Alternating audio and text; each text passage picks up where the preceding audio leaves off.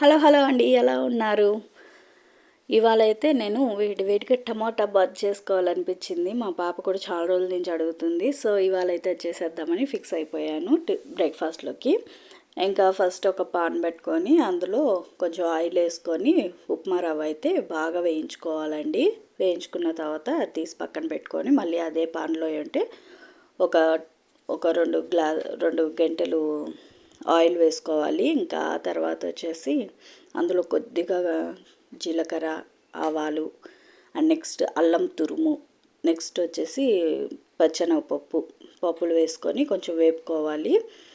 కొంచెం వేగిన తర్వాత అందులో ఒక 3 పచ్చిమిరపకాయలు కట్ చేసుకొని వేసుకోవాలి.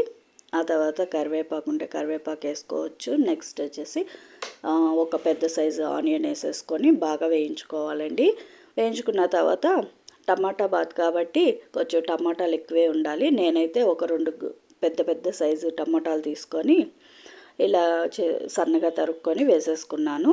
కొద్దిగా వేయించుకొని అందులో కొద్దిగా ఉప్పు, పసుపు వేసుకొని కొంచెం మగ్గబెట్టుకోవాలి. కొంచెం మగ్గిన తర్వాత ఆ తర్వాత మనం ఎంత కప్పు అయితే ఉప్మా రవ్వ తీసుకుంటామో దానికి 3 వాటర్ అయితే తీసుకోవాలి. ఫస్ట్ వాటర్ అయితే నేను ఒక చిన్న గ్లాసుకి తీసుకున్నాను కాబట్టి దాంతోనే ఒక 3 గ్లాసెస్ వాటర్ తీసుకొని వేసేసుకొని కొంచెం ఎసురు తెల్లాక ఆ తర్వాత ఈ మనము వేయించి పెట్టుకున్న ఉప్మా రవ్వ అయితే వేసేసుకొని బాగా తిప్పుకోవాలండి. ఉండలు కట్టేస్తూ ఉంటాయి, కొంచెం నీట్గా తిప్పుకోవాలి.